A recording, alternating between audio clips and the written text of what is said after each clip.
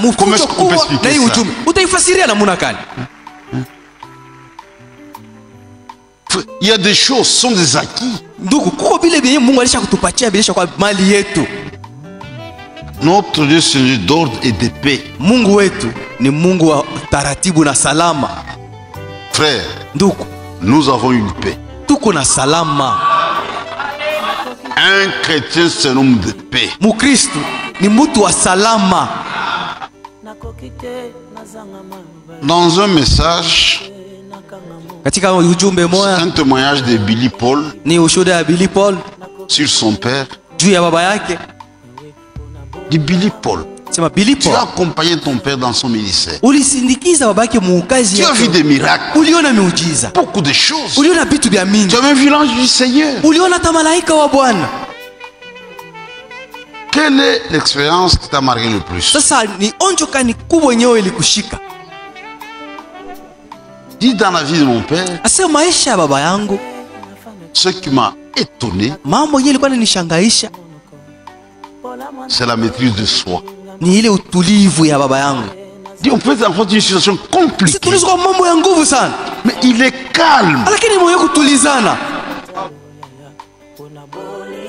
Il ne s'agitait pas. Hakuwa hangaika. Frère, un chrétien ne s'agite pas. Mukristo hawezi kuhangaika pana. Quelqu'un qui connaît Dieu, mwenye anajua Mungu, même si tout paraît sombre, hata kama mambo inaharibika, il s'attend au Seigneur. Eko na mwangalilia paka Mungu.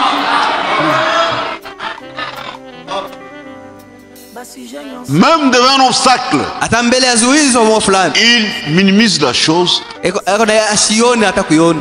Dit Dieu peut frayer une voie ici. Asema hapa Mungu anaweza kupasula hapo njia hapa.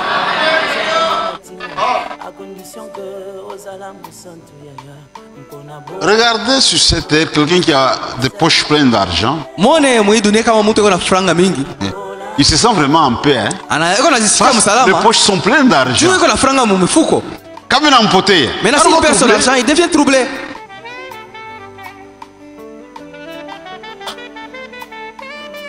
Notre Dieu c'est un Dieu de paix. Mungu wetu ni Mungu wa salama. Et Jésus a dit, na Yesu alisema, je vous laisse ma paix. Mie nimeachia salama yangu. Je vous donne ma paix. Na nipatia salama yangu.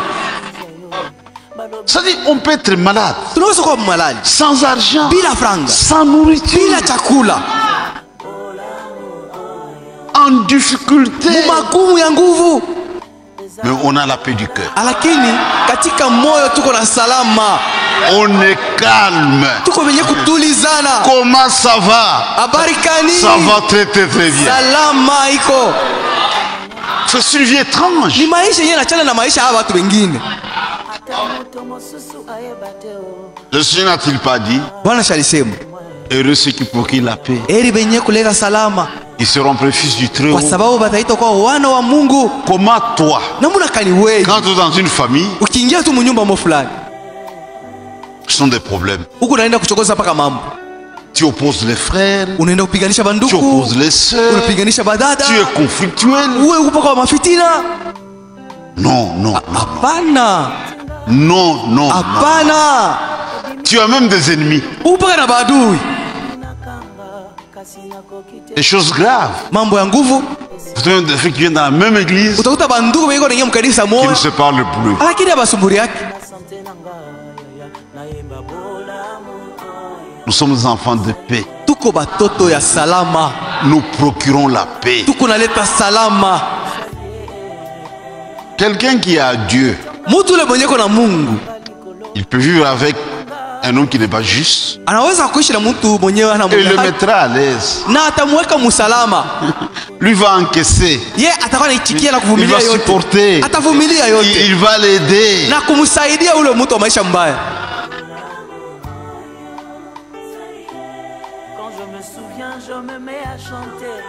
Il y a des gens qui vivent très mal. Kuko watu wengi na maisha mbaya. Et qui attendent le retour du Seigneur. C'est une séduction. Vous ressemblez à qui? Tel père, tel fils. Notre père, c'est un Dieu de paix. Mais toi, tu ressembles à qui? Tu ressembles à ton père qui est Satan. Vous avez des chrétiens déformés. Je suis chrétien, mais sa vie, ses actes, ses réactions, mais c'est Satan.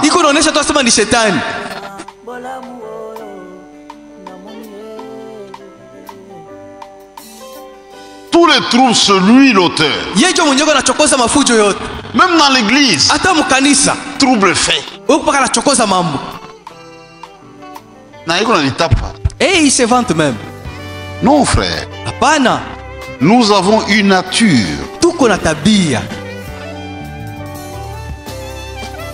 Quoi la véritable église? Est caractérisée par l'ordre et par la paix. Si quelqu'un vient ici, même sans prédication, il nous regarde, notre vie, nos réactions, il trouve une atmosphère céleste.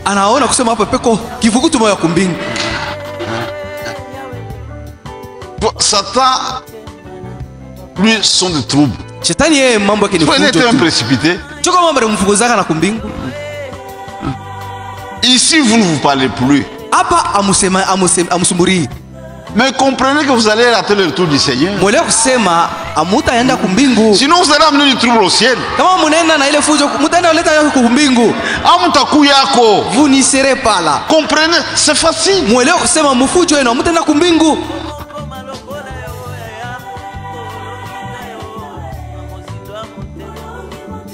Nous n'avons aucun ennemi.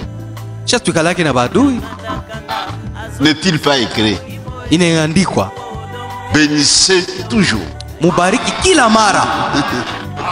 Faites du bien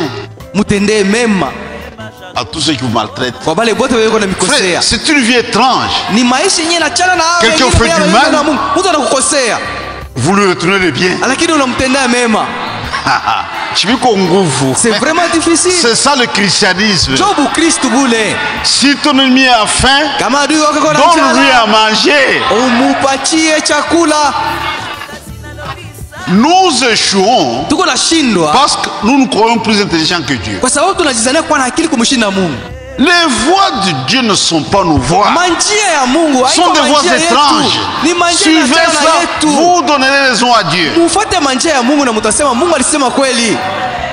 Israël est en guerre contre les Syriens. Je reviens sur l'histoire.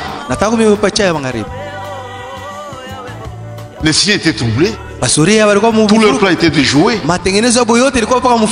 Le roi a raison comme un politicien. Il dit non, il y a des espions.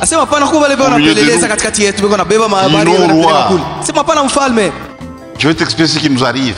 Il y a un prophète en Israël. Ce que tu as comme pensée sur ta couche, il restera au prophèt. C'est ça la difficulté. Et on envoie une expédition pour enlever ces prophètes. Ils sont partis. Ils ont rencontré les prophètes. Ils ont été capables de les reconnaître. Et le prophète les a pris. Il les a conduits jusqu'à la cour du roi. Quand le roi les a vus, la guerre est finie. Nous allons les exterminer et nous aurons la paix. C'est ça la politique. Tant que l'adversaire est là, c'est un ange. Quand on l'élimine, c'est la paix. Dieu n'est pas dans ça. Le prophète connaissait Dieu. Il dit écoutez, donnez à manger à ces gens.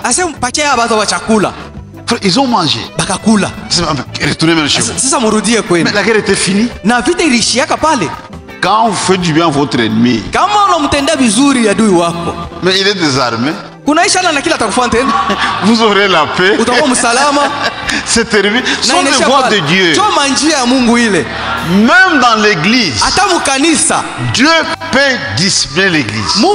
Pourquoi il ne le fait pas? Parce que nous ne suivons pas ses instructions. On est dans le désordre. Dieu est capable de discipliner l'église. Mais nous sommes plus intelligents que Dieu. Et nous échouons Je vous donne un exemple facile. Na nataka mpatia mfano mwepesi. Dans la parole, muneno, il nous est interdit de soupçonner. Bana tukataza kuwazia bibaya. Un chrétien ne soupçonne pas. Mkristo hawezi kuwazia mwenzake bibaya. Dis, comme frère Jeune a fait ça. Hivi il voulait non. Nikusema alikuwa anapenda kufanya hapana. Sur tes paroles tu seras justifié. Utahesabiwa kupitia maneno yako. Tu seras condamné. Na utahukumiwa. Je dois lui poser la question. Mimi napaswa kumuuliza ndugu Eugene. Maintenant, si lui me ment, ce n'est pas mon problème. Moi, je crois ce qu'il me dit. S'il a menti, lui, il se lie. Je n'ai pas besoin de ces enquêtes. Je le prends au mot, je lui fais confiance. S'il a menti, il s'est lié.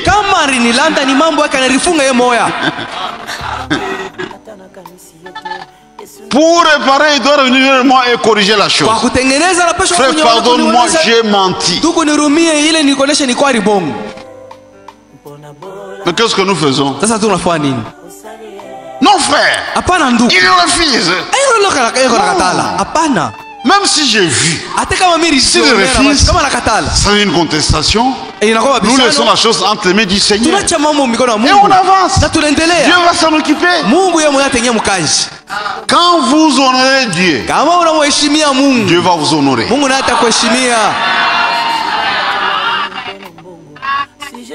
Donc, vous trouvez des églises du message, des gens malheureux, avec cette lumière, mais ils sont vraiment dans un désordre. Il n'y a même pas de paix. Quand les jeunes à l'église, au lieu d'avoir une consolation, ils avaient des problèmes. Au lieu d'écouter la pure parole, on les embrouille davantage. Ce sont des problèmes sans fin. Mais vous allez édifier quand? C'est pourquoi vous, on vous instruit à temps. Il n'y a rien. Il y a. Quand je réfléchissais, je dis la parole a raison. Regarde dans le monde par exemple. On dit élection le 12 juin. Le 12 juin, mais si le 12 passe, comment le 12 est rapide? Le trouble commence dans la ville. Mais regarde, il n'y a rien. Ce sont choses du royaume. Il n'y a rien. C'est calme. Dis non, le mandat est expiré. Tout est fait pour sa gloire. Dieu connaît tout.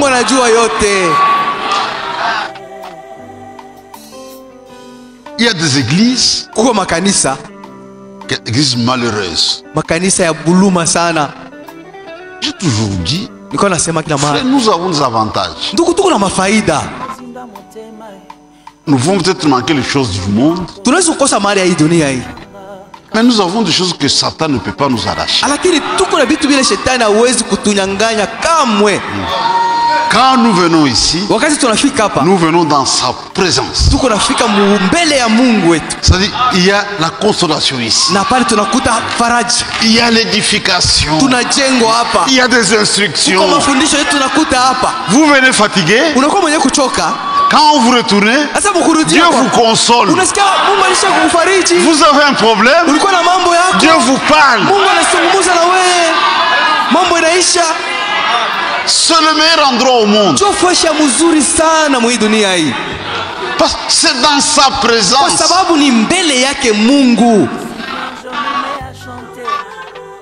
Mais les gens viennent à l'église, ils rentrent embrouillés. On se bat, on s'injurie, on se divise. Non, non, non, non, non, non. Comment est-ce qu'il va y avoir un ministère pour diviser l'église? Mais c'est un désordre ça.